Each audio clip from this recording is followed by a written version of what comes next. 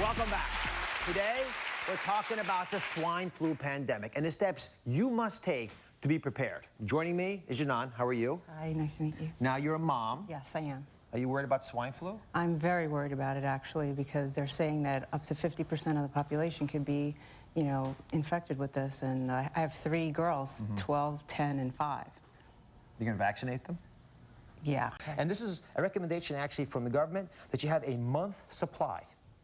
Say that again, a month supply of key foods and pharmaceuticals that you may be taking so that you don't have to leave your home if you don't have to. Now remember, everybody in the audience is getting one of these flu shots, so we all get it. I'm just going first. Swine flu was on the doorstep. This deadly infection has already wreaked havoc around the world, and alarmingly, the World Health Organization has now upgraded it to a global pandemic. Hardest hit, the United States, where a staggering 1 million Americans have already been infected. It's a chilling reminder of swine flu's deadly predecessor, the Spanish flu pandemic of 1918, which started small in the spring and then came roaring back in the fall, ultimately killing 40 million people worldwide. Eerily, experts now say a second wave of the swine flu is coming this fall. Their prediction? Horrifying. As many as 150 million people infected. Up to 90,000 could die. All in the U.S. alone. It's the worst-case scenario the medical community is desperate to prevent. Now, before we go any further, let me tell you a little bit about how the swine flu got started. Now, I have this animation. I think it'll help you. If you look at exactly what happened, the virus came actually from a couple sources. It came from humans and from birds, and it met up in swine and pigs. And these virus molecules got together, and they began to share a blueprint. And that new virus got into humans, and because it was brand new, we couldn't attack it. Our antibodies wouldn't work against it, and it was very contagious. It could spread by coughing, it could spread by touching, and it was very readily able to access a lot of human beings for that reason. In fact, if you look at how it spread from Mexico, where it began, it pretty quickly moved up from Mexico across the border into our country. San Antonio, San Diego, and New York were the first places, then into Canada, then across the ocean into Europe, and then ultimately into 6 continents. Because it's pretty contagious, it's a pandemic, which means it spread all over the planet.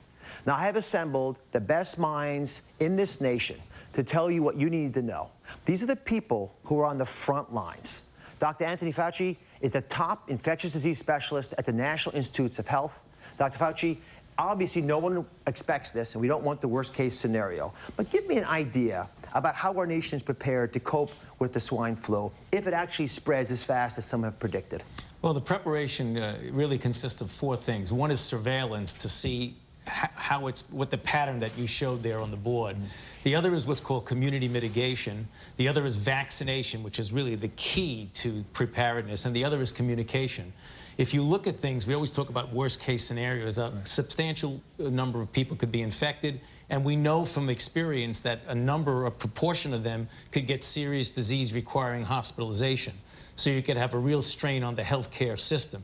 Even if it isn't the worst-case scenario, the fact that it spreads so readily, and this pandemic is different than seasonal flu in that it has a predilection for younger people. So why do you think it is that, unlike seasonal flu, which seems to hurt mostly the older population, this virus tends to spare that group and attack the younger, healthier folks? Well, it's very likely that the younger people have never seen anything like it before, so they're the most vulnerable, where the older people probably had some what we call cross-reacting immunity that could protect them from this new virus. And are there other subgroups of the population that seem to be especially at risk? Well, certainly pregnant women are clearly at greater risk. People with underlying conditions that compromise them, lung disease, heart disease, asthma, diabetes, things like that. And then there are the very young children are at much more vulnerable than others. I just wanted to, for everybody, make it really clear what the sort of normal course might feel like, especially if it happens to hit your family. So in the very beginning, you won't have any symptoms for the first day or 2. However, you might still be contagious even though you don't know you have the virus yet, especially towards the end of that period. On day 3, you'll start getting those classic bodily aches and pains that make you wonder if maybe you have the flu. By day 4 through 6, you've got a cough, sore throat, vomiting, and diarrhea, all of which can be part of this constellation of symptoms. And finally, and this is really, really, really important, day 7 through 10, you'll either get better or you'll start having more breathing problems. And it's that latter group that concerns us. Those are the folks that need to see a physician pretty quickly in order to make sure they're not getting one of the more serious sequelae or complications of the illness. But it really boils down to what happens in our nation's emergency rooms. And in order to help us understand that, we brought emergency physician Dr. Kristen Harkin into the studio. She's on the front lines at Jacobi Medical Center. You actually were at the epicenter of the epidemic when it hit in the spring. That's where a lot of the folks who got sick in New York City were brought. So how prepared are you if there was, again, a worst-case scenario onslaught of folks who were infected with this virus? We are prepared. Definitely, it will certainly stress our overcrowded emergency departments, but we have been planning all summer to go ahead and increase our staffing, get our supplies that we need, but it will be a challenge. So what if, just making it very personal, a member of your family contracted swine flu? How would you care for them today? I would care for them honestly just like I would for the common cold. I would do the same things like keeping them hydrated, making sure that they drank plenty of fluids, they took their fever-reducing medications, and then I would take precautions to make sure that I didn't get sick. Right. So I would keep them at a distance if possible. If I had a child, I tried to hold them over my shoulder so that if they were going to cough, it wouldn't be directly in my face. Right. And then if a child, for example, could not tolerate a mask, then I would be wearing a mask. So folks oftentimes wait too long before they seek medical attention, and there's some pretty clear warning signs that which should really get you going straight to the emergency room. So I took the liberty, after polling a few experts, to write these down for you. You want to see a doc if you're having trouble breathing, if you've got dizziness or confusion as part of the symptoms, because it's possible that your blood pressure is low, and one of the ways you'll know that is because you won't be able to think quite right.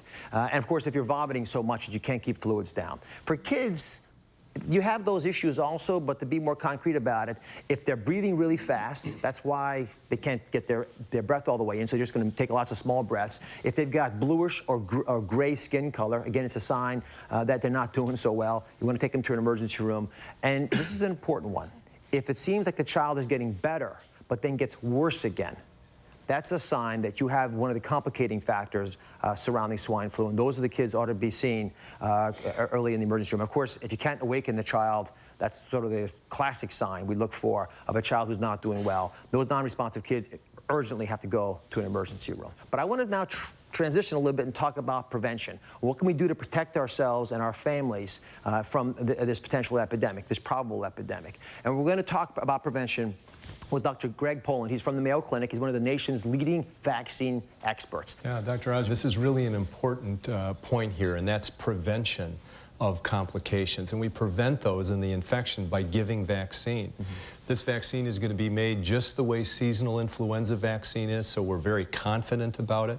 There are trials going on right now, but the best guess at this point is that you'll need 1 dose of vaccine. It's given intramuscularly, and it's about 2 weeks after that that you really develop the high titers of antibody that protect you.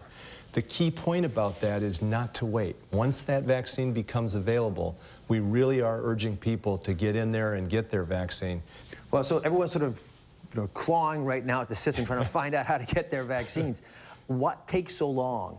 It's very similar to what we do with seasonal influenza vaccines. A new strain is identified, and then there's all kinds of testing that occurs. Then it goes into clinical trials, and we ensure that it's safe in people, that it actually does produce an immune response that's protective.